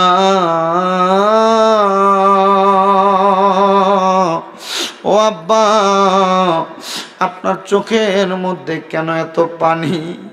জাকারিয়া নবী কান্দে, হাত ডাক দিয়া কয়, বাবা কবর এমন একটা মারাত্মক জায়গা রে, ওই কবরের পরে হাসর, মিজান, ফুলসেরা 3টা জায়গা আছে জান্নাতের আগে। ওই কবর থেকে জান্নাত পর্যন্ত যে 3টা কঠিন জায়গা, ওই 3টা কঠিন জায়গা পাড়ি দেওয়ার সহজ করার যেই মাধ্যম, এটা হলো বান্দার চোখের পানি। আপনি না নবী, আপনি কি লাগে এটার জন্য কান্দেন? কয় উম্মতের শিখাই। জাকারিয়া নবী কয়, ফুতের এই কথা বইলা আমি আমার সন্তানরে কুলে নিয়ে ঘরে চইলা গেছি। বলছি আমার স্ত্রী খাবার রেডি করো, আমি গোসল কইরা খাবার বক্ষণ করবো আমার সন্তানকে নিয়া। জাকারিয়া নবী গোসল করতে চলে গেছেন, শেষ করে ঘরে এসে জিজ্ঞাসা করে, আমার সন্তান কোথায়? ওনার স্ত্রী বলতেছে, আমি তো জানি আপনার সন্তান আপনার সাথে। উনি বলে, আমি জানি তোমার সাথে। ও বন্ধু, ও নবীর উম্মতের দল, আশিকে রাসূল ভাই বাবারা, জাকারিয়া পয়গম্বর ওই জায়গার মধ্যে দাঁড়ায়া থাইকা ডাক দিয়া কইর, স্ত্রী আমার সন্তান বুঝি ঘরের মধ্যে নাই? খুঁজতে খুঁজতে জাকারিয়া পয়গম্বর ওই এলাকার পাহাড়ের গুহা একটু বাদ রাখে নাই, গাছের আড়াল খেজুরের বাগান বাদ রাখে নাই, কোনো মানুষের বাড়িঘর বাদ রাখে নাই, কোনো জায়গার মধ্যে জাকারিয়া নবী ওনার সন্তানটারে খুঁজা খুঁজা পাইতেছে না। 7 দিনে হয়ে গেছে, জাকারিয়া নবী ওনার সন্তানরে টোকায়া পাইতেছে না। জাকারিয়া নবী আমার আল্লাহর কাছে কান্দে, আল্লাহ এতদিন পর্যন্ত সন্তান দিছ না। আমি জাকারিয়া নবীর মনের ভিতরে কোনো কষ্ট ছিল না, এই বয়সের সন্তান দিলা, এখন সন্তানের বয়স 7 হয়ে গেছে, সন্তানদের 7 দিন কুইদা পাই না। আল্লাহ আমি জাকারিয়া নবীর কাছে ভালো লাগে না। জাকারিয়া নবী কান্দে কান্দে কান্দে একটা খেজুর গাছের সাথে হেলান দিয়া কান্দতে কান্দতে ঘুমায় গেছে। গায়েবী ভাবে আওয়াজ আসে, জাকারিয়া সব জায়গায় তো খুঁজলা, যে ঘরের ভিতরে তুমি যাইয়া দে আমি খোদারে ডাকো, ওই ঘরের ভিতরে যাইয়া সন্তানটারে খুঁজা দেখছনি? উনি বলে, ঘুম থেকে লাফ দিয়ে উঠছি, একটা দৌড় মাইরা ঘরের ভিতরে ঢুইকা গেছি, যে দেখতাছি রে আমার 7 বছরের ছোট ছেলে সেজদার মধ্যে পড়া রইছে, মাথা ডালগি দিয়া তোলা দিয়া আমি তাকে দেখছি 7 বছরের পোলাডার চোখগুলা লাল হইয়া রইছে, চোখ দিয়া বায়া বায়া পানি পড়ে। ডাক দিয়ে কইলাম, বাবা রে এই ঘরের মধ্যে 7 দিন তুমি কি করো? সন্তান ডাক দিয়া কয় আব্বা 7 দিন আগে আপনি না আমারে বলছিলেন এই কবরের মধ্য থেকে জান্নাত পর্যন্ত যাওয়ার জন্য হাসর মিজান ফুলসিরাত নামক যে কঠিন জায়গা আছে ওই জায়গাটা পাড়ি দেওয়ার মূল মাধ্যম চোখের পানি। আব্বা আমার আল্লাহ তো আমি সন্তানরেও মাফ দিত না, এই জন্য আমি কান্দি আমার আল্লাহ যেন আমারে মাফ কইরা দেয়। চিন্তা করছো নি রে ও আমার হোমনা রামপুরের বাবারা, তোমার 7 বছরের পোলারে মোবাইলে কার্টুন না লাগাইয়া দিলে ভাত খায় না, মোবাইলের ভিতরে টিকটক ভিডিও না লাগাইয়া দিলে সন্তান ভাত খাইতে পায় না। আর ওই সন্তান 7 বছরের বয়স আল্লাহ তাআলার কবরের ভয়ে কান্দে। কান্না করার কারণ হইল উনি বলতেছেন আমার আব্বা জানের কাছ থেকে শিক্ষা। সন্তানের জন্য জাকারিয়া নবী কান্দে আর কয় আল্লাহ তোমার কাছে ইবাদে কাজ সলিহিন নেককার সন্তান চাইছি, এমন একটা সন্তান দিছো এই সন্তান দিয়ে আমার চাইতে তোমারে বেশি ডরায়। আল্লাহ গো তুমি আমার সন্তানটারে কবুল করো। আমার আল্লাহ তাআলা কবুল কইরা নিছে। এই সন্তানের দল তোমার বাপ মা তোমার জন্ম দেওয়ার পরে নিজের চিন্তা তত বেশি করে নাই, জাকারিয়া নবীও ওনার সন্তানের চিন্তা বেশি কইরা আমার আল্লাহর কাছে কাঁদছে। আমরার মা বাপ আমরারে জন্ম দিয়ার চাইতে আরো বেশি কাঁদতাছে। আরে কান্দে না শুধু, একটা সন্তান যদি দুনিয়ার জমিনে বিদেশেও চলে যায় মা বাপের কলজাটার ভিতরে শান্তি লাগে না, ঘরের বাহিরে গেলে শান্তি লাগে না। আজকের মাহফিলে আমার হাবিব ভাই যে এই রামপুরের খলিফা বাড়িতে মাহফিল প্রতি বছর বছর সাজায়, আমি জানি না এই মাহফিল আর কতদিন পর্যন্ত চলবো। হাবিব ভাই যদি মারা যায় এই মাহফিলটা কায়েম জানি থাকবো নি। হাবিব ভাইয়ের বংশের মানুষের জন্য দোয়া করায়, এলাকার মুর্দে গানের জন্য দোয়া করায়, বৈদেশিরার জন্য দোয়া করায়, হায়াতে বাসুন্না মানুষের লেগে দোয়া করায়। আল্লাহ আজকের মাহফিলে কোন পোলাপান জানি বসছে যারার মা বাপ তারা এত কষ্ট করিয়া করিয়া মানুষ করছে, কিন্তু ওই মা বাপ অন্ধকার কবরের বাসিন্দা হইয়া রইছে। মাবুদ পর্দার অন্তরালে কোন মাইয়াটা জানি বসছে তারা আজকে মা অন্ধকার কবরে মাহফিলে নাই। আল্লাহ কোন মাইয়াটা জানি পর্দার আড়ালে বইসা রইছে তার আব্বা দুনিয়ার জমিনের মধ্যে নাই, তারা আছে। মাবুদ যারার মা নাই যারার বাবা নাই তারার মনে শান্তি নাই। জাকারিয়া নবী সহ সব নবীরার দোহাই দিয়া দোয়া করলাম আল্লাহ যাদের মা বাবা কবরে প্রত্যেকের মা বাবার কবর জান্নাতের বাগান বানিয়ে দাও, প্রত্যেকের মা বাবার কবর নাজাতের ফয়সালা কইরা দাও, প্রত্যেকের মা বাবার কবর নূরুন আলা নূর বানিয়ে দাও। আল্লাহ ও দয়াল রাব্বুল আলামিন যারার মা বাবা বাইসা রইছে আম্মা আব্বার হায়াতের মধ্যে বরকত দান কইরা দাও। আমিন। হে আমার কুমিল্লা হোমনার রামপুরের বাবা, যদি কেউ ওই মা বাপরে কষ্ট দিয়া থাকো আল্লাহর দোয়া আমি সব মাহফিলে কই তারার কাছে দেয়া মাফ চাইবা, নচেত আমার ওয়াজ শুনা তোমার কোনো লাভ নাই। যদি এরারে বাত না দিয়া থাকো আল্লাহর দোহাই আমি সব মাহফিলে কই তারার কাছে মাফ চাইবা। এরারে বাত না দিয়া ওয়াজ মাহফিল শুনলে কোনো লাভ হবে না। অনেক মহিলারা শ্বশুর শাশুড়িরে কষ্ট দেও, মনে রাখবা গো মা, যতদিন শ্বশুর শাশুড়িরে মা বাবার মতো মনে না করবা শান্তি পাইবা না। আল্লাহ ও দয়াল আল্লাহ আমরা প্রত্যেকের দোয়া কবুল কইরা নাও, আমরা প্রত্যেকের দোয়া কবুল কইরা নাও, আমরা প্রত্যেকের দোয়া কবুল কইরা নাও। আল্লাহ জাকারিয়া নবীর সন্তান যেমন ভাবে কান্নাকাটি করছি মাবুদ রে ও দয়াল আল্লাহ আমাদের সবাইকে ওই কবরের কথা চিন্তা কইরা কইরা কান্না করার তৌফিক দান করো। এ কাইন্দো রে বাবা কাইন্দো, কেন জাননি আমার নবী কয় দুনিয়াতে যেই ব্যক্তি দৈনিক মাত্র 20 বার মরণের কথা স্মরণ করবে ওই ব্যক্তি যদি ওই দিন মারা যায় আমার আল্লাহ তারে শহীদের মর্যাদা দিয়া দেয়। আমার আল্লাহ তার শহীদের মর্যাদা দিয়া দেয়। আল্লাহ দুনিয়ার জমিনের মধ্যে আমাদেরকে মরণের প্রস্তুতি নেওয়ার তৌফিক দান করো। শ্বশুর বাড়িতে যাও, মিষ্টি নিয়ে যাও, ফল ফ্রুট নিয়ে যাও, কিন্তু একবার চিন্তা করো ওই কবরের বাড়ির মধ্যে যে যাইবা কি সামান রেডি করছো? কবরেরও তো কিছু সামানের দরকার আছে রে আব্বা। আমি আগেই বলছিলাম কবরের সামান হইল ঈমান আর আমল, এগুলা নিতে পারবা কবরের শান্তি পাইবা।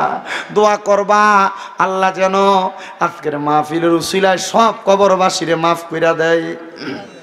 আল্লাহ তাআলার কাছে সেই ফরিয়াদ জানাই। শুইনালা তাইলে ফরজ নামাজের ফজর না, ও এটা ফজর নি লাগছে, ফজর নামাজের আচ্ছা আমি বলছি ফরজ কইছি। আচ্ছা ফজর নামাজের যদি অন্য কোথাও আযান শুনে তাহলে ঘরে সুন্নত পড়ে আসতে পারবে, কোনো অসুবিধা নাই। তবে সুন্নতরা মসজিদে পড়া উত্তম। কোথায় পড়া উত্তম?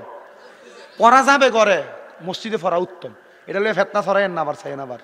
যদি কেউ বাইরে থেকে ফইরে আইয়ে মসজিদে আইসে আজান দেয় এটা নিয়ে সমস্যা, কিন্তু যে ব্যক্তি আজান দিব এই ব্যক্তি আজানের পরে সুন্নত পড়া উত্তম। ঠিক আছে? আল্লাহ কবুল করুক, আমিন কোন। এটি বড় বড় ফতুয়া তো। আমি কইছি হাবিব ভাইরে আগামী বছর হয় আলাউদ্দিন জিয়াদি সাহেব, নয়তো শহীদুল্লাহ বাহাদুর সাহেব, নহে তো আরো করা একটা দাওয়াত দিয়ে দিমু এ মাহফিলে। ফয়জনের টিয়া বেশি যাব, বড় বক্তা দিয়া সুন্দরকে মাহফিল করব। আমরা মুরুক্কু সুরুক্কু দিয়ে আর কয়দিন কি কন আপনারা? বড় বক্তা আয়োগ আপনারা চাননি? আমিন কন, আর জোরে কন আমিন। আল্লাহ কবুল করুক, সবার মনের আশা পূরণ করুক। তোটা চালু নেই। আচ্ছা, আমার যে তাহফিজুল কোরআন ইন্টারন্যাশনাল হিফজ মাদ্রাসা কুমিল্লা চকবাজার নূরপুর সমোহনীতে শাহপাড়া রোডের মাথায় আমার মাদ্রাসাটাতে ভর্তি চলতেছে। আমি মোটামুটি ওই আগে অনেক মা বাবারা ভালো খাবার ভালো পড়াশোনার জন্য একটু ভিআইপি বিভাগ চাইতো, আমার এখানে সেই ভিআইপি ব্যবস্থা রাখছি। আবার অনেকের ফলাফাইন ভাগ্যে যায়, এটির আটকাইয়া ফরানের সুযোগ তো আমার এনে আটকাইয়া ফরানের সুযোগও আছে। ইনশাল্লাহ আপনারা যদি কারোর ফলাফান দিতে চান ইনশাল্লাহ নিয়ে যাবেন কুমিল্লা চকবাজার নূরপুর সমোহনী শাহপাড়া রোডের মাথায়। আল্লাহ সবাই কবুল করুক, আমিন কন। সবাই সবার জন্য দোয়া করবেন। হাবিবুর রহমান সাহেব আর কোনো কথা আসেনি? দোয়া, সবাই সবার জন্য দোয়া করবেন।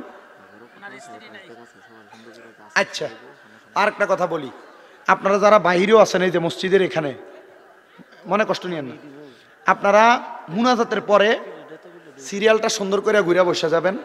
খাবার তো লেটকা খিচুড়ি সবাই লেগে দোয়া করেন। খিচুড়ি আপনারা সিরিয়াল করে বসবেন, 5 ডেক খিচুড়ি। আপনারা যারা আছেন মোটামুটি 2 ডেক খাইয়ে শেষ করতেন পারতেন না, তো ইনশাল্লাহ একটু শৃঙ্খলাবদ্ধভাবে বৈশা তাবারুকটা নিয়ে যাবেন ইনশাল্লাহ। আল্লাহ সবাইকে কবুল করুক, আমিন। আউযুবিল্লাহি মিনাশ শাইতানির রাজিম। বিসমিল্লাহির রহমানির রহিম। আলহামদুলিল্লাহি রাব্বিল আলামিন। আর রহমানির রহিম মালিকি ইয়াউমিদ্দিন।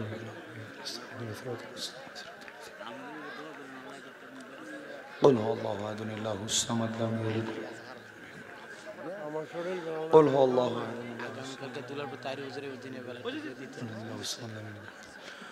ওই আগামীকালকে বাদ জোহর আল্লামা পীর মুফতি গিয়াসউদ্দিন আর তাহিরি সাহেব দুলালপুর মাইক ধরবে ইনশাআল্লাহ। আপনাদের সবাইকে দাওয়াত করা হয়েছে, আপনারা সবাই যাবেন। জোহরের নামাজের পরে তাহির হুজুর আসবে দুলালপুরে, সবার দাওয়াত। সিরিয়াল আছে।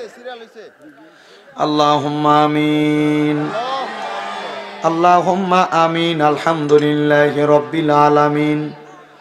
আসসালাতু ওয়াসসালামু আলা রাসূলিহিল কারীম। রব্বানা আতিনা ফিদ দুনিয়া হাসানাতাও ওয়া ফিল আখিরাতি হাসানাতাও ওয়া কিনা আযাবান নার। মাবুদ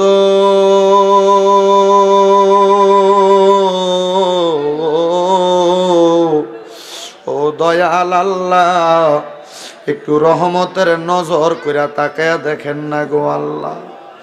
এই কুমিল্লা জেলার অন্তর্গত হোমনা থানাধীন রামপুর খলিফা বাড়ির উদ্যোগে 34তম বাৎসরিক ইসলামী সুন্নি মুখা সম্মেলন সাজাইয়া আজকের মাহফিলের আখিরি মুনাজাতের মধ্যে আমি গুনাহগারের সাথে ওলামায়ে কেরাম, বিশেষ করে তলেবুল ইলমরা, আমার দাড়ি পাকা বুড়া বুড়া মুরব্বী বাবারা, যুবক নওজোয়ান ভাইয়েরা, ছোট্ট ছোট্ট মাসুম বাচ্চারা, পর্দার অন্তরালে আমার কত মা বোনেরা, আল্লাহ মাপ পাওয়ার আশায় গুনাহগারের বেশে দুইটা হাত বাড়াইছে গো আল্লাহ।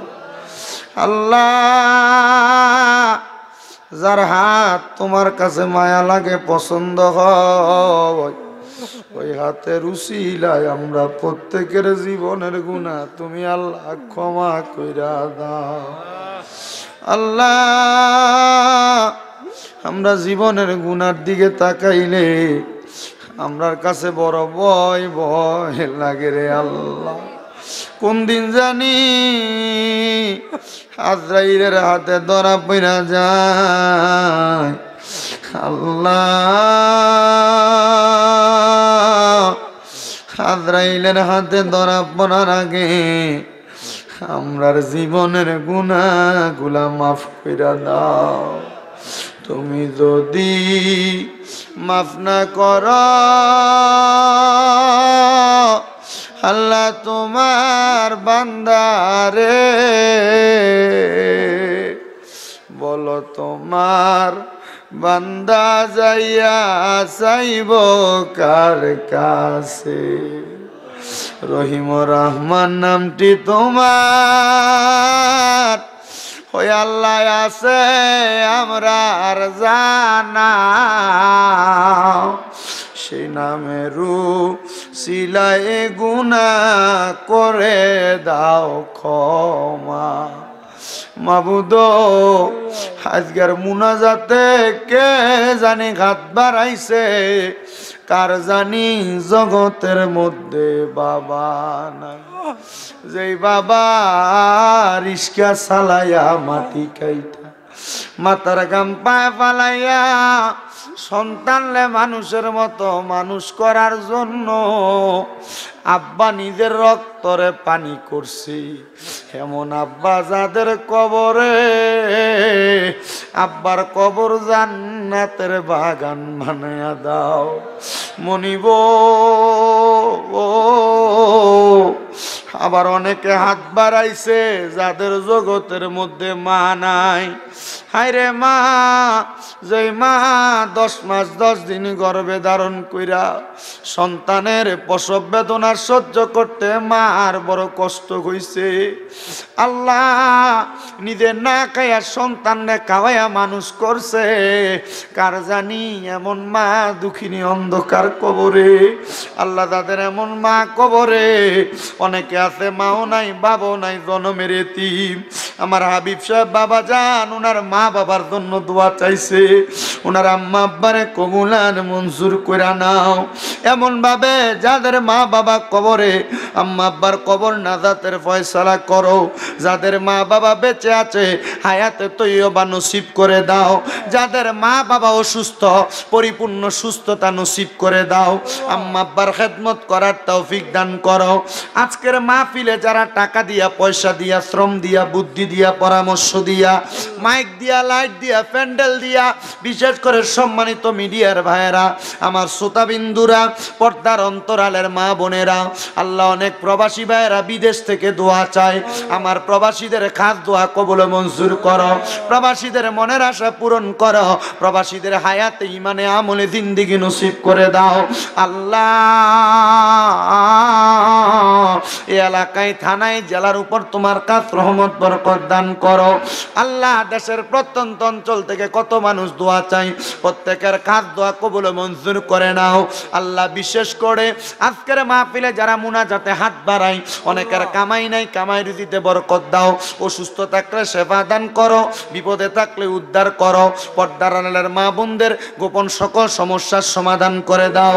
আল্লাহ হাবিব সাহেব ওনার কলিজার টুকরা সন্তানদের জন্য দোয়া চাই, ওনার ছেলে সন্তান কন্যা সন্তান সবাইকে কবুল মঞ্জুর করো। এলাকার যুব সমাজের উপর তোমার কাছ রহমত বরকত দান করে দাও।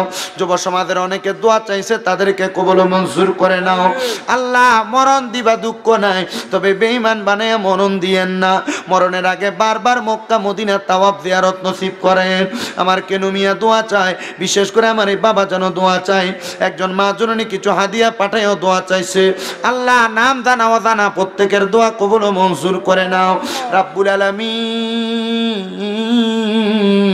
মরণের আগে বারবার নবীজির নূরানি চেহারা মুবারক দেখাইয়া আখিরি জবানে মধুর কালেমা পড়াইয়া দিয়েন লা ইলাহা ইল্লাল্লাহু মুহাম্মাদুর রাসূলুল্লাহ সাল্লাল্লাহু আলাইহি ওয়াসাল্লাম। সবাই একটু কাতারবদ্ধ হইয়া সিরিয়াল করে বসেন।